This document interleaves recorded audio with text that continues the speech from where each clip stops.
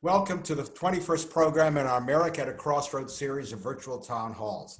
I'm David Lear, coming to you from smoky Los Angeles, the president of Community Advocates, one of the co-founders of the series, along with Janice Kaminer-Resnick and Jews United for Democracy and Justice.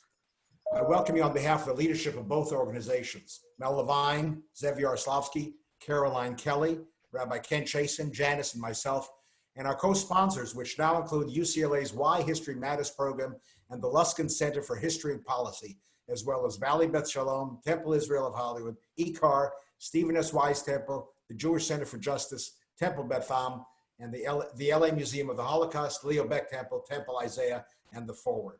There are some temples who have not been co-sponsors yet. Next week, we will have the New York Times highly regarded op-ed columnist and double Pulitzer Prize winner Nick Kristof in conversation with one of our favorite moderators, KCRW's Madeline Brand. We hope you'll join us again then. To our Jewish friends, have a happy, healthy, and safe new year.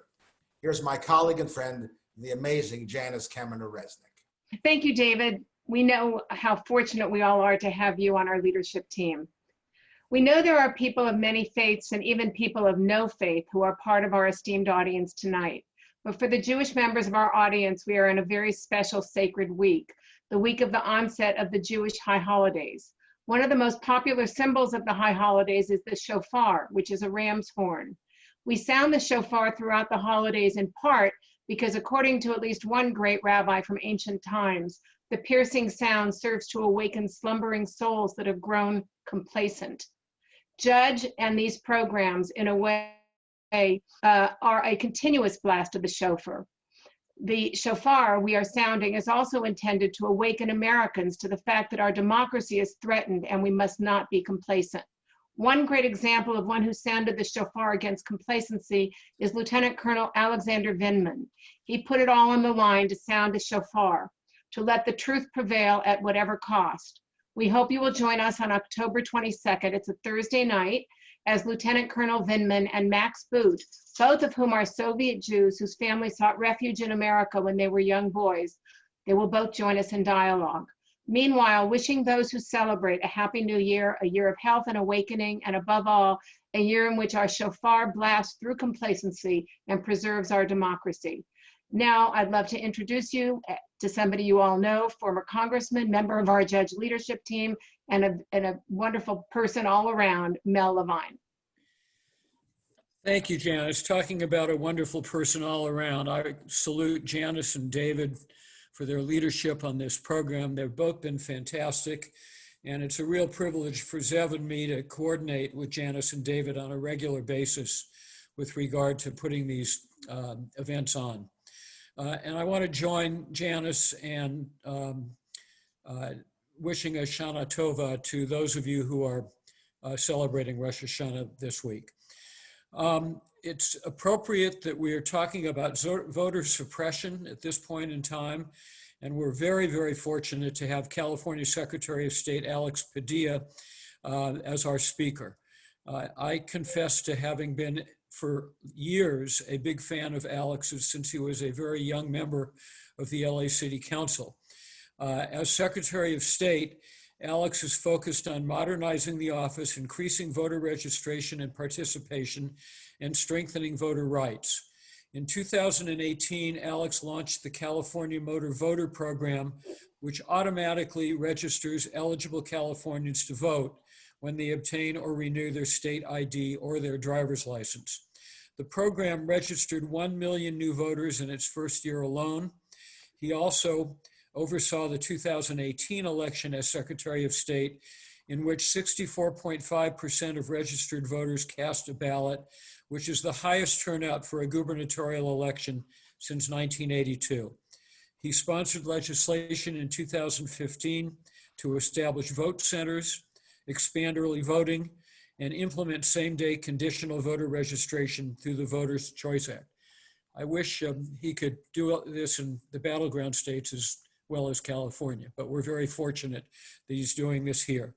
Previously, Alex served 2 terms in the San Fernando Valley in the San Fernando Valley, representing the San Fernando Valley in the California State Senate, and represented the East San Fernando Valley on the LA City Council.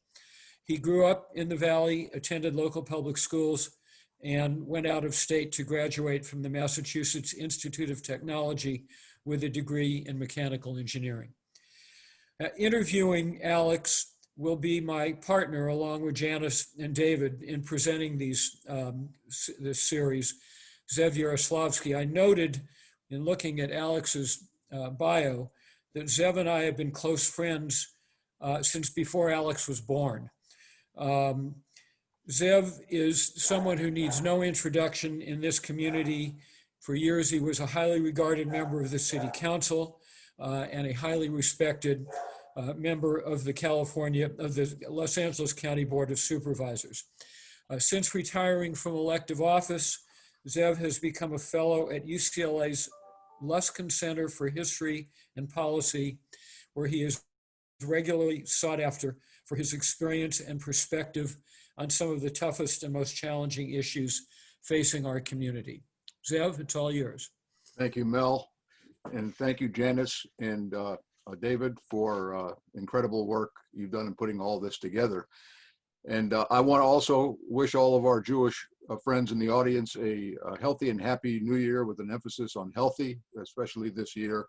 And to those who are in the line of fire, literally, in Southern California and Northern California, we wish you well and hope that that disaster ends soon.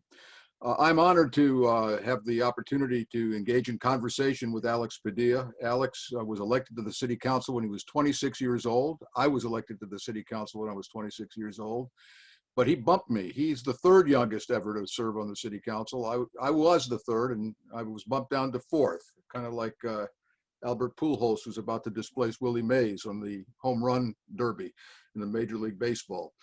Alex is the Secretary of State, the Chief Elections Officer of the largest state in the Union. He is a leader among Secretaries of State around the country, and well respected by both Democrats and Republican Secretary of States. And so we are very, very fortunate, very blessed to have him here to share with us what is at least in the top tier of the most compelling issues facing this election, which is who's going to get to vote, what tactics are being used to suppress the vote, and how will this manifest on and after November 3rd. So Alex, welcome. I want to ask you my first question. You're the Secretary of State of a state with 40 million people. An election is 50 some odd days away. What's keeping you up at night these days? You got to unmute yourself, Alex. Unmute yourself. There we go. There we go. You figure after months and months of Zoom, we have this down by now. But thank you, Zev. Thank you, Janice. Thank you, Mel. Thank you, David. Thank you, everybody, for joining. And a special shout out to the Goldblums, who I understand are watching. Great to reconnect. We'll connect more directly very, very soon. But a lot of love to the many friends that are participating today.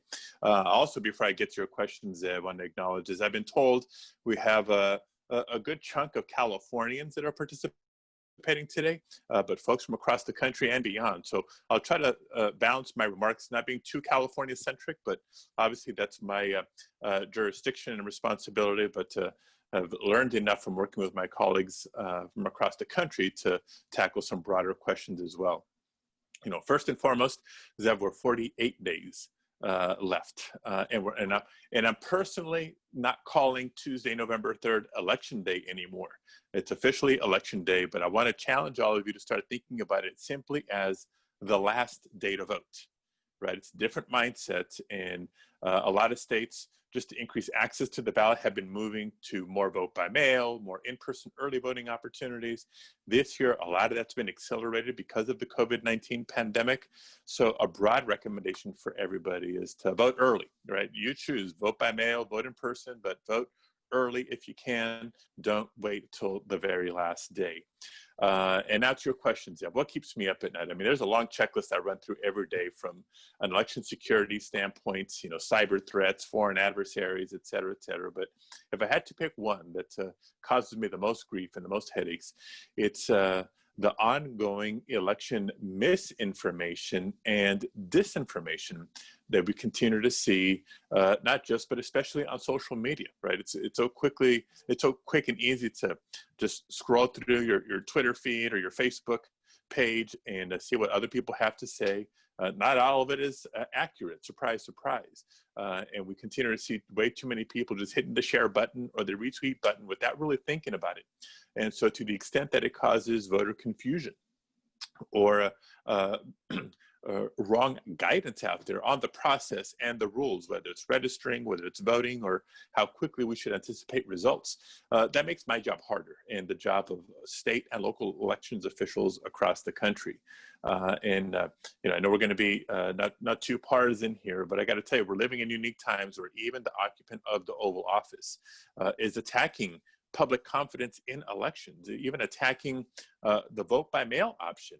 Right, during a pandemic, we should be looking at more safe options for people to cast their ballots, not make it tougher. And so we continue to work hard every day to correct the record at every turn and try to get to voters as much official, reliable information that they need to participate this November. So you undertook a program, the state did, and you were in the middle of it, to send out ballots to every single voter in California. So all of us who are registered to vote are going to get a mail ballot to us, and so that we can vote early. And is this the only state in the country that has mailed ballots to everybody? And if not, who else has done it? And what kind of problems does that present, security-wise and just logistically? Right. So if you got a few minutes here, so vote by mail, frankly, is nothing new in California or for many states across the country. If we go back to the origins, we talked about this with your students, Zev. The origins of vote by mail go back to the Civil War, if we really want to trace the origins of it. But specifically, no excuse vote by mail has been around for decades, and it's proven to be not just convenient for voters, but yes, secure. Right, voter fraud is exceedingly rare, and I'll talk about some of the safeguards here. But California, vote by mail has been very popular in California. In our March primary, more than 70% of the ballots cast were vote by mail ballots. So overwhelming majorities for more than a decade now. You have states like Oregon and Washington where it's all vote by mail only elections. They've gone to universal vote by mail automatically.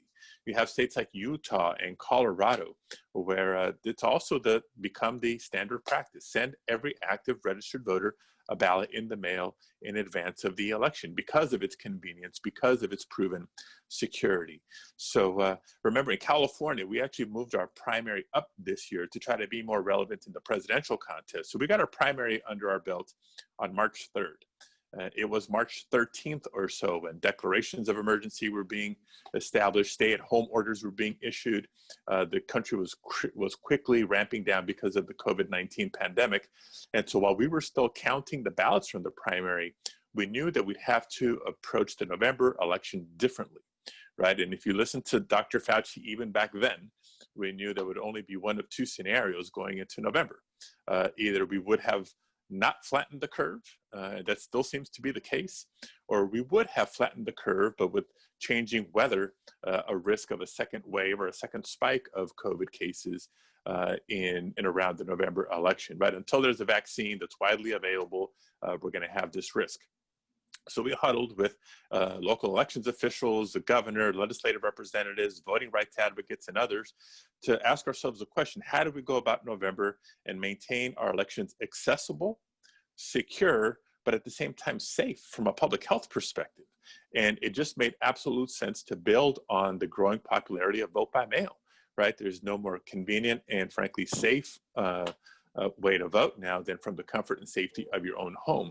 But we're not an all vote by mail only election in California, right? We know that there's a lot of people that are going to need the in-person option. So we're working hard to make sure that in every county, there's sufficient number of locations over several days for in-person voting. And just like we can't go to the grocery store the same way anymore, you know, when you go vote, if you go vote in person, you know, we recommend by mail, but if you go vote in person, bring your mask, you know, look for the signage, physical distancing, hand sanitizer, all that stuff built into the in-person voting experience. So that's a overview of California. And I share that because I think that does provide a general framework that most states are trying to work towards. Now, because our Constitution delegates authority over elections to states, every state is a little bit different, not just in terms of what voting system they use, but deadlines to register to vote, deadlines by which your vote by mail ballot has to be returned. You know, are you eligible? Do you qualify for vote by mail, et cetera? How many days of early voting is there, or is there early voting in your particular state? So our general recommendation has been, you know, it sounds overly simplistic, but it's true. Make a plan, right? Know the rules and processes in your state. This is all a smart group here at the Committee for Democracy and Justice. But if you vote by mail, you know, are you eligible? Do you need to request it, or is it coming to you automatically? In some states, they've taken a bold leap of sending a vote by mail application to everybody automatically. A few of us bypassing that, just sending ballots to every active registered voter. And that's precise. Every active registered voter, not just every voter or every person in the states, you know, or anybody's pets or anything like that, that a certain somebody keeps trying to get you to believe. You know the rules and make a plan, vote early if possible. What is the definition of an active voter? Right, so when you're registered to vote, you know, you're added to the voter rolls. And part of our list maintenance, right, this is a protocols established by the National Voter Registration Act. If there's somebody who doesn't vote in a few elections, county officials have the option to attempt to contact that voter to confirm, hey, they're still there, they still want to be a voter, they're still at that address. If those attempts go unresponded to, counties have the option to sort of reclassify that voter to inactive status. I mean, if you show up to vote and you're inactive, you may have to vote provisionally. Your ballot will still be counted and they reactivate your registration. But it's part of trying to maintain the list and the accuracy of the voter rolls because people move and they don't, you know, while they may be quick to get a new driver's license with a current address, you know, they forget about the Secretary of State and their elections office to update their address. So that's what the difference is between an active and an inactive voter. So we've been on a campaign in California to get people, if you believe you're registered, it's always a good idea to verify your registration status. And in so doing, you make sure that you have active status. And so we will get you your ballot and we'll get you your ballot to the proper address in early October. So I'm asking you for advice. You're telling me that it's the best thing for me to do is to vote by mail early, not to go to a voter center if I can avoid it, certainly not to vote on election day, and be sure that my ballot gets deposited where it'll be processed and counted in time. Is that your basic default position? Is if you can vote by mail, if you can either mail it in or deposit it in a secure box, which I guess the various county registrars are deploying all over the state, that's what we should be doing. So that's certainly the strong suggestion, Zev. You know, because we respect voting rights. Yes, if you insist on leaving it to the last day, that's your right. You can still vote that way. Your ballot will still be counted. You know, you can hold on to your vote by mail ballot, mail it out on election day if you want, as long as it's postmarked on or before election day. It can arrive after, still be counted. So from a voting rights perspective, we have it covered, right? Where we have multiple options to vote and vote safely. But the strong recommendation will be to vote by mail and vote early if you can. You know, for the Californians on the call, here's generally how it'll work. Again, every active registered voter gets their ballot the first week of October. You can fill it out on your time frame, mail it back. You don't need stamps in California. We're so committed to democracy. Return postage is prepaid. You can mail it back. I still think that's reliable, even though USPS has been in the news lately. Or, as you mentioned, you can deliver your ballot to any secure ballot drop box in the county, convenient to you in the weeks leading up to the election. Or you can walk it in person, drop it off at any in-person voting location, or have the in-person experience if that's your choice. You know, a couple of other things just to make clear, because they set a model for what's happening in other states. You know, different states have different deadlines by which your ballot has to come back. In many states, the ballot has to be back in hand at the county elections office by the time the polls close on election day. And so that's why I think the Postal Service has been suggesting, well, make sure you mail it out 7 days, 8 days, 10 days before election day to give ample time for it to arrive. The good news is in California and a handful of other states, we've moved our policies to what we call a postmark policy. As long as it's postmarked on or before Election Day, you get a certain number of days after the election for the ballot to still arrive and still be counted because you sent it out on a timely basis. California law says postmark +3. We're extending that for this November only by a couple of weeks in case there's any delays in the Postal Service. And the last thing I'll mention before the next question is, California is one of a few states that has a ballot tracking tool available for voters. So voters in California, go to vote.ca.gov, sign up for Where's My Ballot. You can receive alerts by email, by text message, or by automated calls on the status of your ballot, kind of like tracking your packages when you're shopping online. Right. You'll get a notification when the county sends you your ballot all the way through the process. Imagine they have a confirmation when the county receives your ballot, you'll get that notice, and when your ballot was counted, right? So it's great for transparency, great for public confidence in vote by mail, and I think great for accountability because that provides us a dashboard to identify any bottlenecks or delays in the Postal Service so we can work with local officials to keep those ballots moving on a timely basis. So again, check the opportunities in your particular state or jurisdiction. I know Colorado has statewide ballot tracking. A couple of others might. Some counties may, even though their state doesn't. So look for that tool, and if you don't have it, demand it. So let me ask you a question. In one of the projects we're working on at UCLA, we're doing a study on the history of vote by mail. You were kind enough to speak to the researchers who are working on it. One of the findings, and we're not the only ones who made that finding, is that the vote by mail approach, the absentee approach, as it used to be called, the participation in those programs are disproportionately advantageous to more affluent, whiter voters, poorer people, people whose native language is not English, have greater difficulty. Some people who aren't computer literate, I would plead guilty in some measure to that, are intimidated by going online and doing some of the things that you're recommending.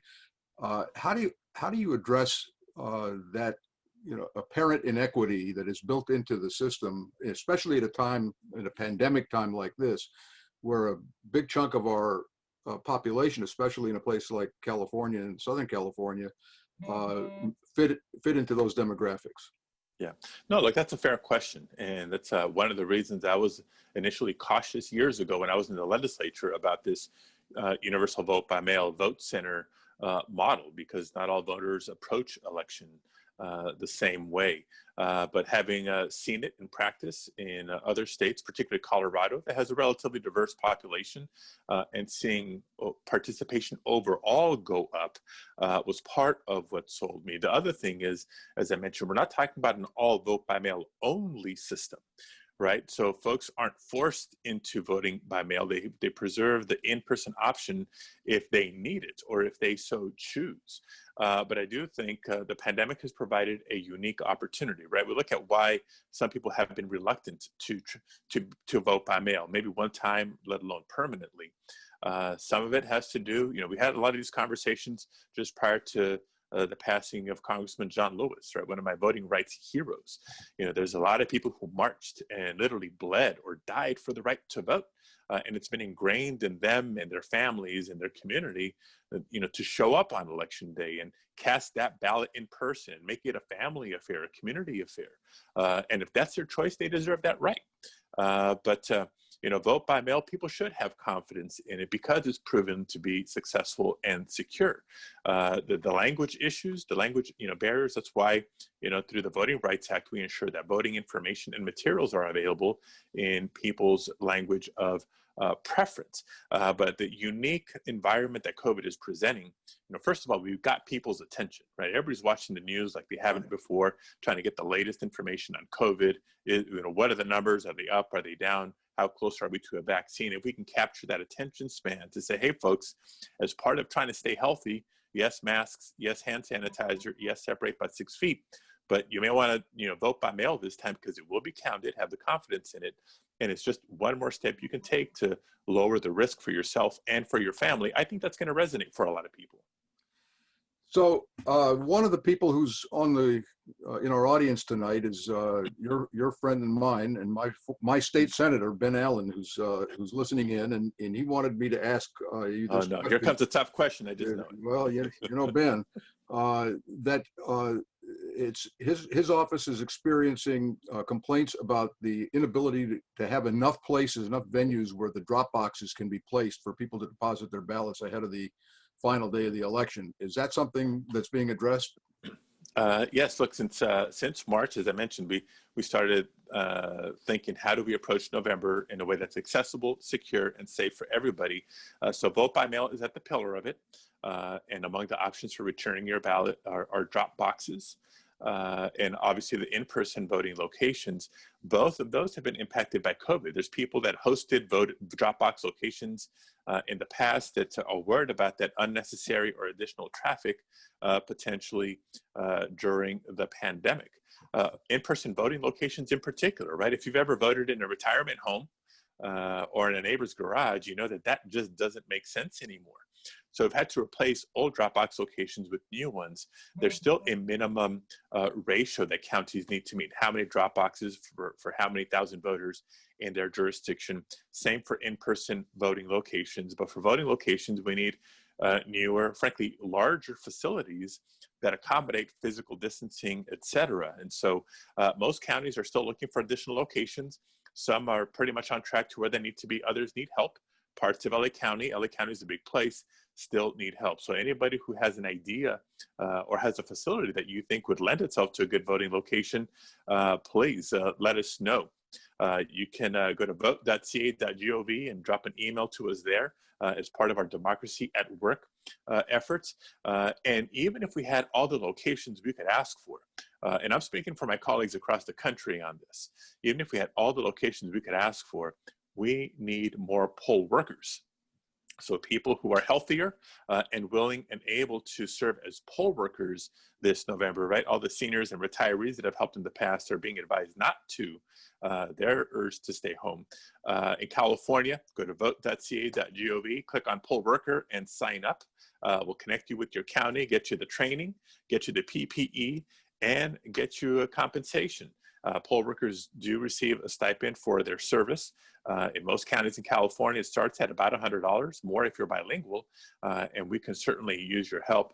For folks outside of California, go to powerthepolls.org, powerthepolls.org, and they're funneling potential poll workers to state and local elections officials for follow-up as well. Okay, I want to take this a little more nationally now because we do have a big percentage of our audience is outside of California. Let me, California, we kind of know how the presidential election is going to turn out in California. We hope. Well, I hope. The swing states, every state has a different set of rules, and in some states, even counties have different sets of rules. One of the concerns that has been raised by commentators, columnists, and election experts is that the election may not, the results of the election may not be clear on election night. And we have a number of questions that have been asked by the audience. When are the votes counted, vote by mail? So for example, in California, 70% of the voters voted by mail in the primary election. So a big chunk of those votes come in well in advance of election day or the final day of the election. When do we process them, and when do they get counted and reported? And if you can, because you're in touch with the other secretaries of state, in some of the other states, I know that Florida processes and counts the results ahead of time and then pushes the send button or the display button after the polls close. How does that work in some of the states around the country, and how does it work here in California?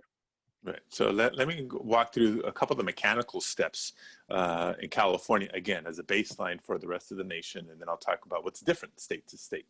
Vote by mail ballots, well, I guess the ballots that are cast on in person on election day will, at the end of the day, precincts close, materials come into the county elections office. We're a central count state. We don't count the ballots at the polling places. They all get brought into the county elections office and run through the tabulators there, and those begin to get reported as the night goes on and on and on election night. For vote by mail ballots, those that come in early or in advance of the election, county elections officials are authorized to start what we call processing, not counting the votes yet, but conducting that signature verification check that is so critical to protect the integrity of vote by mail. Start sorting them out by precincts and those sorts of things, and kind of prep them to be run through tabulating equipment on the night of the election. So another reason to get your ballot in early so it can be processed and be ready to be counted early. California is notorious for how long it takes us to finish counting ballots, but I think it's all for a good reason. First of all, we have so many more registered voters than any other state, more than 21 million. That's bigger than the population of any other state except for Texas and Florida. And second, all the steps that we go to preserve the right to vote, right? The vote by mail ballot, but we need to ensure the integrity of that.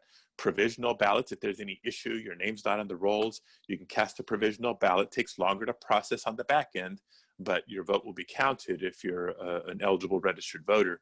Even same-day registration, if you missed what used to be the voter registration deadline, you can show up in person, register, cast the ballot. The ballot's not counted until the registration is processed. So all of this is activity that happens beginning on election night and in the days, weeks after the election. Right? In November 2018, then Speaker Ryan was just dumbfounded how a lot of House candidates were winning on election night, and then 2 weeks later, they lost. It's because we have the audacity to count all legitimate ballots. Even if it takes longer, we'd rather get it right than get it fast. So the reason I walk you through all that is because for the first time, with the significant expansion of vote by mail in a lot of the key states that you talked about, Michigan, Pennsylvania, Ohio, Arizona, even Florida, it is likely that the presidential contest will be too close to call on election night. And maybe even the day after the election, maybe come Friday, it still may be close. So if we're waiting for days or a week, it's not the time to panic. It's a time to be patient, right? To trust the process, because it's actually very transparent. As you know, when you were on the board, you can have observers in the registrar's office as they're processing the ballots, checking the signatures, running the ballots through the machines, and of course, auditing the ballots before certifying results. So we're gonna have to work hard to spread the calm, proper message, because I just can see a certain who claiming victory prematurely, or trying to share conspiracy theories about ballot boxes being stuffed or whatnot in that time period. Now, what's different state to state is those deadlines. Like Michigan, for example, despite the Secretary of State's efforts, the Michigan legislature rejected a proposal to allow their elections officials at the local level to begin processing or preparing the ballots before the polls close. So it's going to take them a little bit longer on the back end. California, we're starting early. And so every state is a little unique in that regard. Different states also have different deadlines by which the ballot processing and auditing has to be completed. In California, we give counties 4 weeks for the ballot processing, signature, corrections, auditing, et cetera, to be done. In some states, it's maybe 2 weeks. And so you're going to see different timetables for states, quote unquote, being done with their counting. So be ready for all this talk on election night on the national news network of your choice. Doug Morrell, who's a good friend of all of us in this organization, Doug asks a question that I'm sure is on a lot of people's minds, is how concerned are you about the United States Post Office's ability to get the ballots out to us in time? You said the first week of October. How confident are we that that will happen? And around the country, how concerned are you about the monkey business that has apparently been undertaken by the postmaster, making it more difficult, particularly in certain communities, to find a mailbox and to mail and to have the personnel to process the mail? I mean, there have been stories about mail being found, piled up in the back. And by the way, I've seen it in my day. I'm sure Mel did too, where mail that was supposed to go out didn't get processed in time. And now with the layoffs and all, how concerned are you that this is going to have an impact on the election nationally and even in California? Yeah. So am I concerned? Yes. Am I panicking? No, not yet. In part because despite the leadership at the top of the Postal Service in California, we've worked very well in every election with regional and local postal officials, right? At every branch, every processing facility in California. We've had ongoing, weekly, frankly, meetings and discussions going back to last fall. In preparation for this election. It's also a tremendous value added for our ballot tracking system. Nearly 1 million voters in California have already signed up. And while that's great knowledge and those alerts are helpful for individual voters, what it provides for us on the back end is a tremendous dashboard, right? We have a traffic management system, if you will, of ballots flowing through the Postal Service in the state. So we can identify bottlenecks or delays and pounce on those with local facilities if we can. But that's California. That's not every state. I'll give you a little bit of a reason to be hopeful. Tomorrow, as a matter of fact, there's a joint conference call with the National Association of Secretaries of State and the Postmaster General. And guess what we're going to be talking about? So hope to have some more answers for you in about 24 hours, but a little cynical part of me maybe some additional questions that come out of it. One of the specific things, and at risk of going too much into the weeds here, so I took it upon myself to visit the mail processing facility in downtown Los Angeles a couple of weeks ago to just ask the questions. Hey, what's going on? I hear sorting equipment's being pulled, delays, what do you have to say? And they were explaining that during COVID, letter mail is significantly down. Parcel mail, right? All the packages are significantly up. So they've been adjusting their infrastructure to more timely process all the boxes that are delivering the goods that we buy online. And the letter mail, it's significantly down. That infrastructure and capacity has been reduced. And so we kind of rang the alarm, like, hold on, folks. In Los Angeles County alone, we're going to have nearly 6 million ballots to be delivered within a couple of days of each other, right? So that's a significant uptick to your daily volume. And to their credit, they also reminded me, well, it's not just the ballots, Mr. Secretary, it's also the voter information guide, it's the sample ballots, it's all the political mail that comes in that short window. So at least they had, the plan and the forecasting to know that they have to ramp that letter processing capacity back up in that critical time window. So it's incumbent upon my colleagues across the country and local elections officials to keep asking these questions and holding rank and file Postal Service representatives accountable. Let me ask you about the secretaries of state around the country. There are some Democrats like yourself. There are some Republican secretaries of state. All of you, and I know that you have, as the chief elections officer, toed the line and be impartial, and that's the job, and that's the oath you've sworn to uphold. How confident are you that in some of the other states, which are close races for president, in some of the swing states, where there may be a Republican or a Democratic, for that matter, a Secretary of State, how confident are you that they will play it by the book and not engage in some hanky-panky to try to artificially alter the results? Yeah, look, I think by and large, most secretaries of state and most local elections officials, for that matter, pride themselves in professionalism. And so they're going to do the job by the book. I think there's some where, even if it's not intentional voter suppression, there's still some folks that still refuse the view of the system and the rules being unfair. And disproportionately disenfranchising certain communities versus others, right? The impact of voter ID is probably the best example, right? It's adopted under the pretext of voter fraud, which is exceedingly rare, not just in California, but across the country. But it has a tangible effect in some communities, much more than others, of making people ineligible or unable to vote, things of that nature. I mentioned all the logistics that will happen for the processing and auditing of ballots post-election and why it may take a while. A lot of us remember the year 2000, the state of Florida, butterfly ballots, hanging chads, and Bush v. Gore.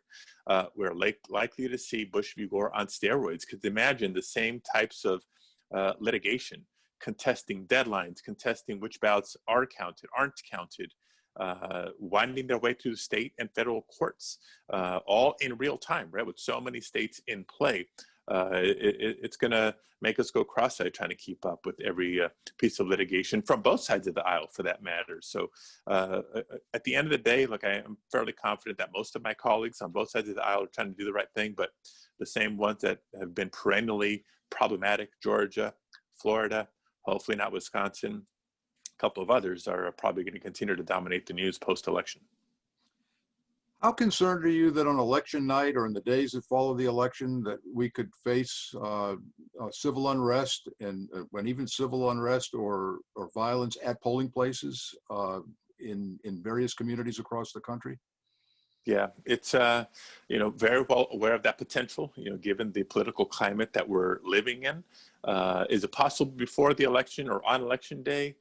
Sadly, yes, but I think the chances are relatively low on that front. I think there's a much more likely chance if, depending on who wins the presidential contest, one side or the other is going to be very upset or disappointed and animated, and there's certain somebody who knows how to fan flames. Some of the incidents that we've seen in recent weeks and recent months, right? There's been the Black Lives Matter movement. There's been the white nationalists in other communities. There's been protests and counter-protests, sometimes in one location, sometimes violent. I hope that is not a preview or precursor to what we will see in November. Our democracy is really being stressed and challenged right now, and it's incumbent upon all of us to settle down, try to set a good example, and try to keep the calm, and trust the resilience of our democracy. So one of our audience asked, and it was a question I wanted to pose to you as well. A day or two ago, there was a news story that the Russians were trying to hack into voter registration rolls, not the ballot counting, but in the voter registration rolls with the intent, presumably, of excising from the rolls a chunk of voters who may be in communities that are more favorable to one party or the other. And there was some concern expressed by some of the elections officials about that. Two questions to you on that. Number one, how pervasive is this? I'm sure you've probably been briefed, and to the extent you could share it with us would be appreciated. On the national level, how big of an issue is it? Has it happened? Have you seen any evidence in California that there has been an effort to, by any foreign government, to hack into the voter registration database? Yeah, so different layers to this, and I'll start with if ever you wanted an MIT engineer to be your Secretary of State, the time is now. And second, when I ran for Secretary of State, some of my best friends said, "Really? Why? Yes, getting more people to register and vote, that's noble, but it's it's not a very exciting job." And look at us now. I never would have imagined that I'd have representatives from the Department of Homeland Security on my speed dial, but that's the days that we're living in. So appreciate the distinction that you drew between sort of efforts to undermine or breach our voting infrastructure separate and apart from our voter registration databases. Then I'll kind of cover both. Our voting infrastructure in California is arguably the safest in the nation. Voting systems that are selected by counties have to be tested and certified first. We establish our own standards in California that exceed the federally recommended standards. Among them, paper ballots and a voter verifiable paper audit trail. Also, we prohibit internet connectivity. So our systems end to end, the machines to mark a ballot, cast a ballot, count ballots cannot be connected to the internet. And even after all that, we require post-election audits after every election. But our voter registration databases is different. And it's a valid concern, especially with people who say, wait a minute, if I can register to vote online, there's some sort of internet access there. And so trust us when I say that, state-of-the-art firewall technology, encryption, not even daily backups, much more regular than that. So that if there was any issue with the voter registration database statewide, that we'd be able to recover and rebuild pretty darn quickly. So I think we have the bases covered from the cyber standpoint, where the threats are coming from and how often. I'll tell you, it's not daily, it's way more than that. But it depends on what you're talking about. There's this terminology called scanning, for example. That's the cyber equivalent of somebody walking through the neighborhood, either not, rattling the gates or checking doorknobs to see if anybody forgot to lock their door. Just because somebody finds an unlocked door doesn't mean they came in. Doesn't mean they stole anything. Is just sort of checking, if you will. That happens all the time in every industry. That's the technology era that we're living in. There is zero evidence of any successful hack or breach in the state of California, and it's our job to try to keep it that way. So Joy Pikus, a former colleague of mine on the LA City Council, and I think you may have overlapped with her, I don't remember, but Joy asks a very good question. For the people who are in the fire areas of California, how do they vote? If they've been evacuated, if the mail doesn't get delivered with their ballots, what are they supposed to do? Right, no, very good and timely question. And sadly, this isn't our first go around, right? It's a record-breaking fire. Broke the record of last year's record-breaking fire, which broke the record of the year before's record-breaking fire. So yet another reason to have these multiple safe options for people to vote. If the mail is interrupted, they can still show up in person at a vote center, not necessarily their home polling place or precinct, if you will, and still cast their ballot.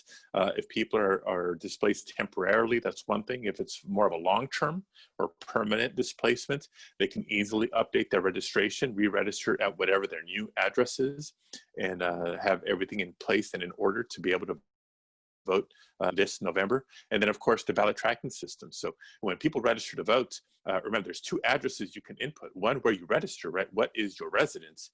And then second is a mailing address, right? Some people are registered at home, but they get their ballot at work because that's where you spend a good amount of time. I used to get, when I was in college, I would get my vote by mail ballot sent to me back in Massachusetts.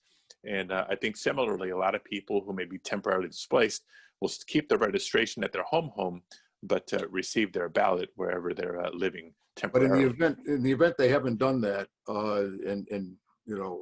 and they've been evacuated and they didn't get their sample ballot, they didn't get their Secretary of State voter information booklet to understand all the propositions that are on there. I mean, they could go to the voting center anytime before the election during the couple of weeks that it's open and vote, but they may not have had access to the information on which they could be informed on how to vote.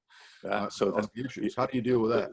So again, the voter information guide is not just mailed to every household with a voter in the state of California. It's available online. It's available today.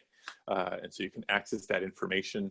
And again, to your point, you can show up in person, get a replacement ballots or same day registration if you missed the prior deadlines, and still be able to cast your ballot. So we think we got it covered, but it's going to be important but voters need to know their options. So the point I wanted to make is we have all the security measures, we have the multiple options for voting, but voter education is going to be critical. And I know that that's another area that a lot of states are struggling with very limited resources at this time. How do we inform voters of what those options are?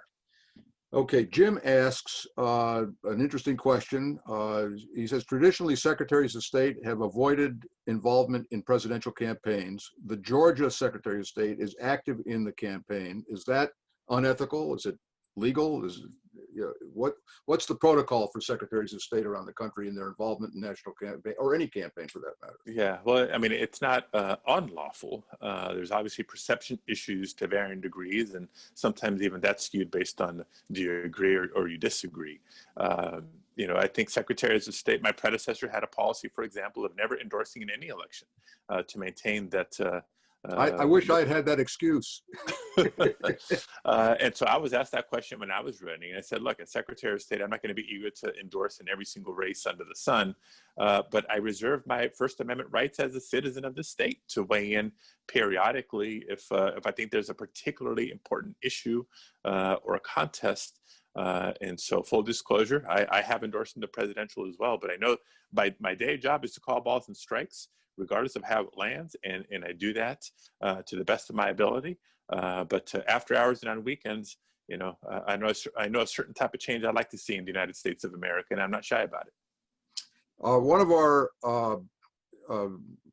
audience members, Susan, asks, this is a good question, good to repeat it because you discussed it earlier in the conversation. What is the website that people can go to if they want to volunteer to work at a poll on election day? Yes, great. And then after this, Zev, maybe one more question. I know my time, Gotcha. my hard stop is coming up. So Yep. for people in California, we make it easy. Vote.ca.gov. All the voter tools are there, including poll worker. So that's where you can submit your name and contact information. For people outside of California, powerthepolls.org. Power the POLLS.org. Last question, and really an opportunity for you to wax eloquent on this issue. I mean, the elephant in the room here continues to be the inequities that exist in our election system. I mean, either we're going to make it easy and accessible to voters to be able to exercise their franchise, or we're going to put hurdles in front of them. And in so many places, including historically in California, we made it more difficult for people, usually not the affluent, the elites, but working people, even to the extent that we vote on Tuesday, in the days when most people voted on election day. Most countries have figured out a way to have a high voter turnout. We still make it difficult. So what's your vision for how this country addresses the inequities in access to the franchise in allegedly the greatest democracy on the planet? Right. Well, I think two main pieces. One, just the philosophy with which we need to approach this job. Right. I came in, and it sounds a little Pollyannish, but I learned in high school government class, I think there's some retired high school government teachers here, that our democracy works best when as many eligible people participate. Right. So yes, we care about the integrity of the elections, but it's not at the expense of access. We should be actively working towards increasing participation. Sadly, that's not the case in every state. So you asked earlier about the voter suppression and my view on other secretaries. If registration or participation rates aren't high, you are either actively working to improve upon that or you're not. There's no woe's me. Well, this is the legislative framework that I've inherited, and so it is what it is, even though it may be unfair. No, you can advocate to change the laws and adopt online voter registration. You can adopt automatic voter registration. You can push to expand in-person early voting opportunities, give people the flexibility. And so I think the way of being more inclusive and having this election model of the future is what we promoted in the Voters' Choice Act, which is a little bit of the framework for how we're preparing for November. Look, vote by mail is secure, so there's no reason why we can't just send every active registered voter a ballot in the mail with the multiple options for how to return them. For people who need the in-person options, maintain those as well, plus the added flexibility of any voter can vote at any location in their county convenient to them. For some people, it may be most convenient to vote closer to home, but for working folks, maybe voting closer to work is more convenient, or after you drop your kids off at school, once kids are allowed to go back to school, is more convenient. There's no technological or security issue preventing that kind of flexibility. And it's not just on election day, by the way. Under normal circumstances, we have voting over the course of 11 days in California. So you pick what works best for you: Tuesday, Saturday, Sunday, the day of, the week before, if you don't vote by mail directly. So it truly is taking down all the obstacles and making it as conveniently as possible.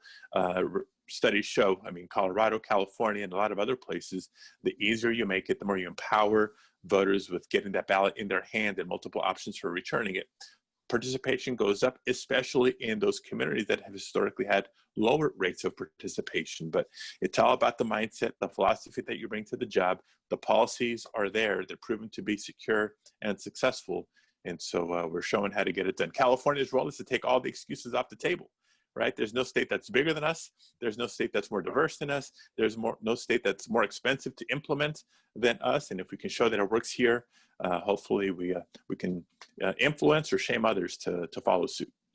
Well, Alex, I want to thank you for taking this time. I don't want to get on the bad side of your wife because I know you have a family obligation in a few minutes. Yes. But I will say that I've been watching Secretaries of State for a long time, and you are the most consequential Secretary of State in one of the most difficult and challenging times that we've ever faced, certainly in the last century. I thank you for your service. I wish you well, and good luck in the next 48 days. And I get that right. And then some for all the litigation that's going to follow. Well, that'll be the Attorney General's job. It will be your job too. Thanks very much. Thank you. Thank you, everybody. Please stay safe. Let me just conclude the evening once again to wish everyone who celebrates Rosh Hashanah to have a happy New Year, happy and healthy New Year. And to the non-Jews in our audience, you're welcome to join with us in celebrating. There's no shortage of reasons to celebrate right now in the crazy world in which we live. I want to remind you that next week, same time, same station, 5 o'clock next Wednesday, New York Times columnist Nick Kristof will be in conversation with Madeline Brand of KCRW. And I again want to remind you that the special conversation that we will have on Thursday, October 22nd, and there will be a lot in between now and then, but I wanted to make sure you heard it. Alexander Vindman, Lieutenant Colonel retired Alexander Vindman, one of the great heroes of this country, will be in conversation with New York Times columnist Max Boot on Thursday, October 22nd. Mark that in your calendar. With that, I will say good night and have a safe and happy and healthy New Year.